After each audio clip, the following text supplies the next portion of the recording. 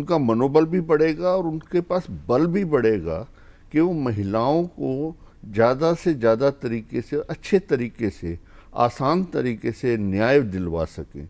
जैसे कि मैंने बताया कि 173 जो सेक्शन आया है BNSS जो नया कानून बना है, उसमें जो CRPC को रिप्लेस कर रहा है, वो एक बहुत ही एक पॉजिटिव कदम है इस तरफ। और जो कि जुडिशरी को, अब देखिए, जब महिलाएं कभी कोर्ट में पेश होती हैं जो पुराने कानून के तहत, तो उनका जो उनसे बड़े अजीब से क्वेश्चन पूछे जाते थे क्रॉस एग्जामिनेशन में डिफेंस की तरफ से, तो वो अपने सम्मान के उसमें वो उसका या तो ठीक से जवाब नहीं दे पाती थी, या वो शर्म के मारे उसका जवाब देना नहीं चाहती थी।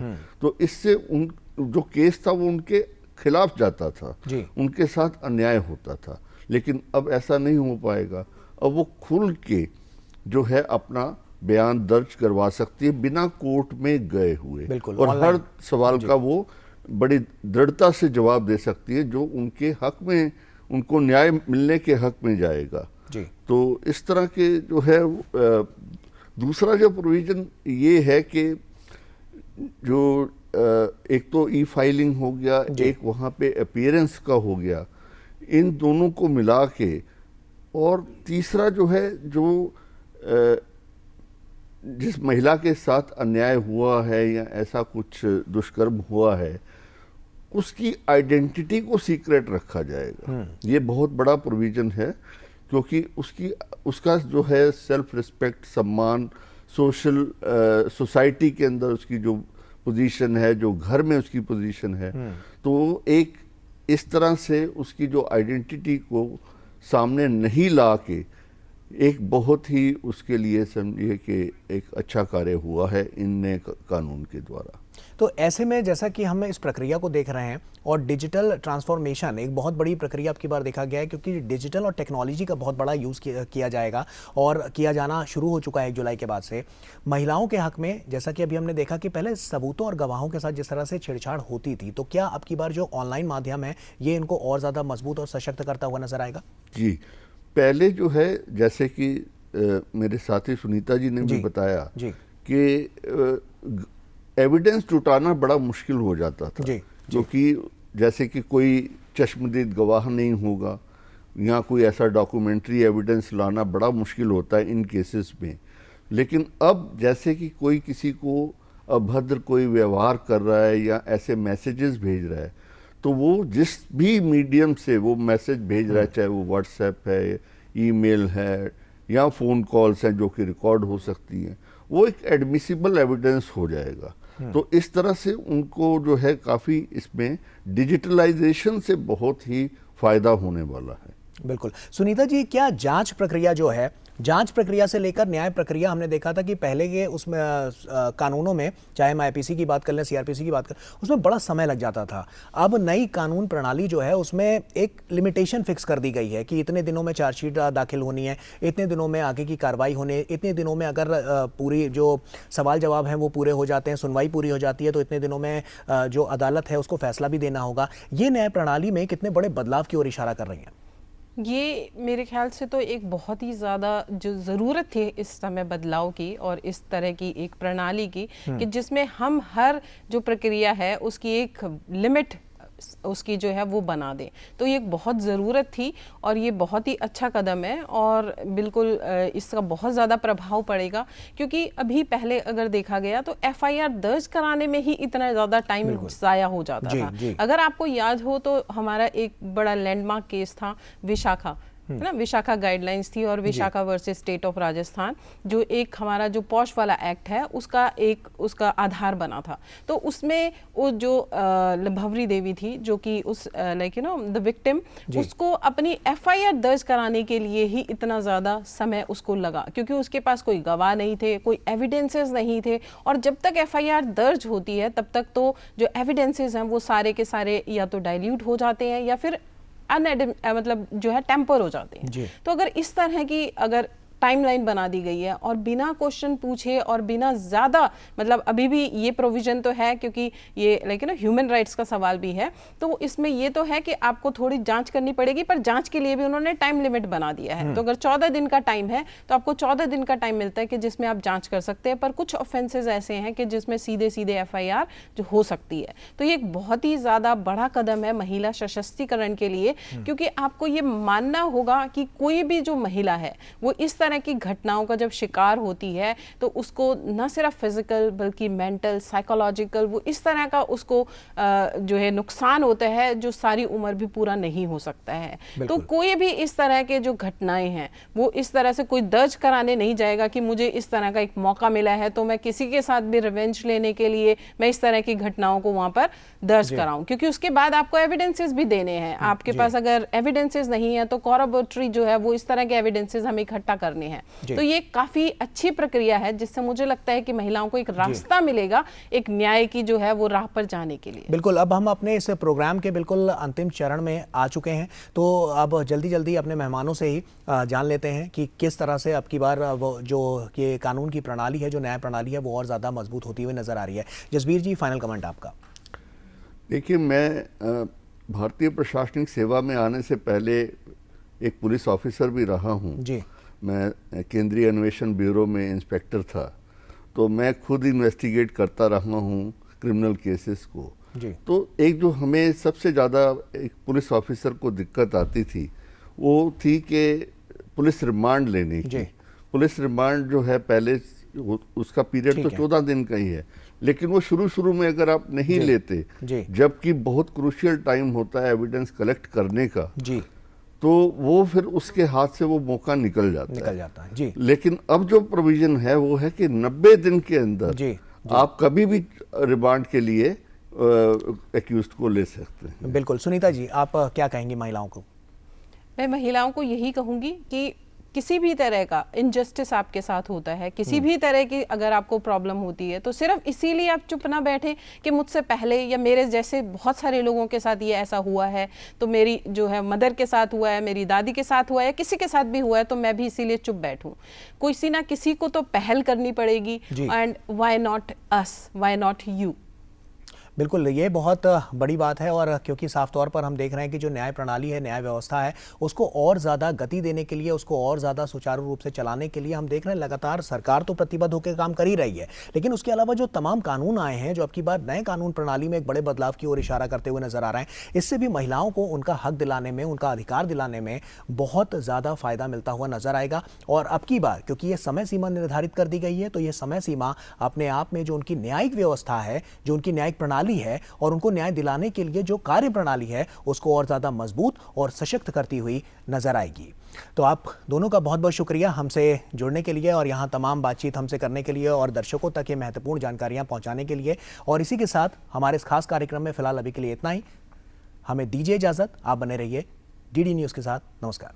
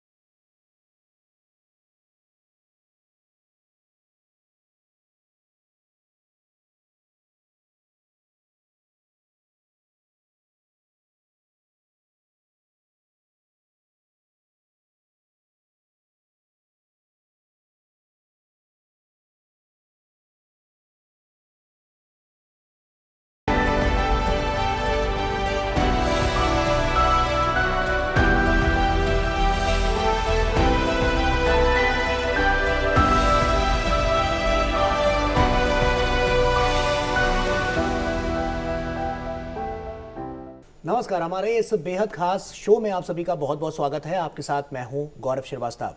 दिव्यांग व्यक्तियों का सम्मान और सशक्तिकरण। जी हां, हमारा विषय यही है कि दिव्यांग व्यक्तियों को किस तरह से, जो हम देख रहे हैं कि आज के जो समाज में उनको किस तरह से जो उनके अधिकार हैं उसको लेकर किस तरह से वो आगे बढ़ते हुए नजर आ रहे हैं। और साथ ही सबसे बड़ी बात कि आज के समाज की जब हम बात करते हैं वहां पर दिव्यांगों का क्या स्थान है, किस तरह से उनके सामने जो तमाम समस्याएं आती हैं उसको वो पार पाते हैं, किस तरह की चुनौतियां आती हैं। आज इसी विषय पर हम बातचीत करेंगे। और न्याय विभाग जो कि हम देख रहे हैं कि उनके लिए, उनको सशक्त करने के लिए, उनको और ज्यादा मजबूत करने के लिए तेज गति से आगे बढ़ता हुआ नजर आ रहा है। तो ऐसे में वहां उनके लिए क्या क्या प्रावधान रखे गए हैं, किस तरह से वो आगे बढ़ सकते हैं और मुख्य धारा में इस देश की जुड़ सकते हैं, और जिसके लिए सरकार भी लगातार हम देख रहे हैं तमाम प्रयास करती हुई नजर आ रही है। बहुत ही खास मेहमान भी इस शो में हमारे साथ जुड़ रहे हैं। तो आइए उन्हीं से सबसे पहले आपका परिचय करवा दें।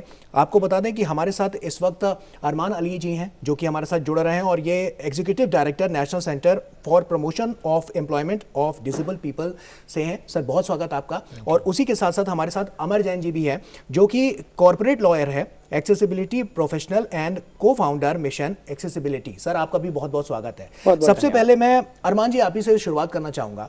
किस तरह की समस्याएं जब हम देखते हैं दिव्यांगों को मुख्य धारा में आती हैं और जब समाज में वो रहते हैं, किस तरह के चैलेंजेस उनको फेस करने पड़ते हैं?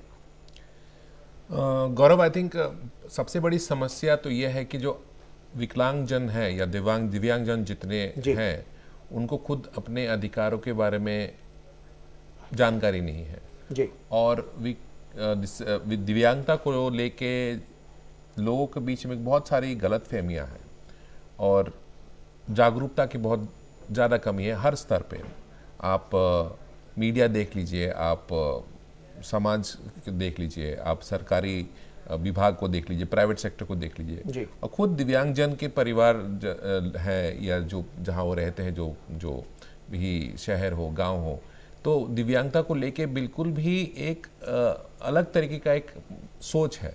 या तो आपको देखा जाता है कि आप में एक दिव्य शक्ति है, आप एक सुपरस्टार हैं और आप में क्षमता है कि आप अपनी जितनी भी बाधाएं हैं उससे लड़ के अपनी शिक्षा ग्रहण कर रहे हैं या रोजगार कर रहे हैं। बट रोजमर्रा की जिंदगी में एक आम लोगों की तरह जो समस्याएं हैं दिव्यांगजनों की, इसके विषय में कोई चर्चा नहीं होता। कोई भी, अगर हम प्रावधान की बात कर ले, या आज भारत विकास की तरफ बहुत तेजी से बढ़ रहा है, तो इस विकास में क्या दिव्यांगजनों की जो भी ज़रूरतें हैं, जो भी उनके रोज़मर्रा जिंदगी की जो भी तकलीफ़ें हैं या जो भी ज़रूरतें हैं, उनको ध्यान में लाना और उसको एक प्लानिंग ड्राइंग बोर्ड के लेवल पे ही, जब से किसी भी चीज़ की अगर आप प्लानिंग करते हैं, यहाँ एक स्कूल बनेगा या एक ब्रिज बनेगा या सड़क बनेगा या अस्पताल बनेगा, तो इसमें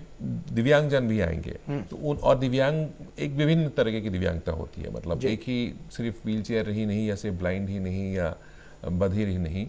तो इस चीज़ की बहुत प्रॉब्लम है और इसके कारण एक स्नो बॉलिंग जिसको कहते हैं, मतलब एक धीरे धीरे समस्या बहुत ज़्यादा बड़ी हो जाती है गाँव से लेकर शहरों तक। तो इस पर भी साफ तौर पर बहुत फोकस करने की ज़रूरत है। अमर जी, आप ही के पास आ रहा हूँ, और मेरा अगला सवाल आपसे ये है कि हम न्याय प्रक्रिया में जब देखते हैं तो किस तरह की चुनौतियाँ उनके सामने आती हैं, और ऐसे में उनके अधिकारों के लिए न्याय विभाग किस तरह से उनके जो अधिकार हैं उनको उन तक पहुँचाने के लिए किस तरह से वहाँ पर बहुत तेज़ गति से काम करता हुआ नज़र आ रहा है। क्या कहेंगे इस पर आप?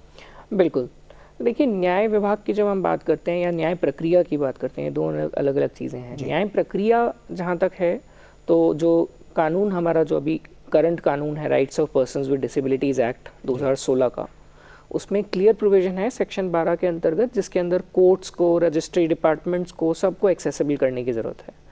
और कोर्ट्स भी अपने आप को इम्प्रूव करने के लिए फ्रॉम एक्सेसिबिलिटी पर्सपेक्टिव काफ़ी कुछ अच्छा कर रहे हैं। Delhi high court for example एक मॉडल कोर्ट की तरह एक एग्जांपल सेट कर रहा है थ्रू एक्सेसिबिलिटी कमिटी, जिसमें काफ़ी सारे इनिशिएटिव्स लिए गए हैं, जैसे पर्सन्स विद डिसेबिलिटीज़ के मैटर्स को प्रायोरिटी लिस्टिंग दी जाती है या एक फिक्स टाइम दिया जाता है, ताकि जो स्पेसिफिक डिसेबिलिटीज़ को अकोमोडेशंस चाहिए, जैसे कि इनविजिबल डिसेबिलिटीज़ को मान लीजिए रिलैक्सिंग रूम्स चाहिए या जो भी, तो उनको उस टाइप की अकोमोडेशंस भी मिल पाएँ। अपने ई फाइलिंग सिस्टम्स को सबको एक्सेसिबल किया जा रहा है। एक बात तो ये हो गई कि न्याय प्रक्रिया अपनी तरफ से क्या कर रही है। दूसरा एक प्रावधान और है कि rights of persons with disabilities act में कि अगर इस कानून का किसी ने उल्लंघन किया तो उन ऑफेंसेस को ट्राई करने के लिए एक स्पेसिफिक कोर्ट्स, स्पेशल कोर्ट के नाम से उनको सेटअप किया गया है, वो केवल डिसेबिलिटी मैटर्स को देखते हैं। तो अगर किसी दिव्यांग व्यक्ति को अपने कानून की मदद से अपने अधिकारों का उपयोग करना है तो कानून डेफिनेटली उसकी बहुत सपोर्ट कर रहा है और उनके लिए बहुत कुछ स्टेप्स लिए जा रहे हैं।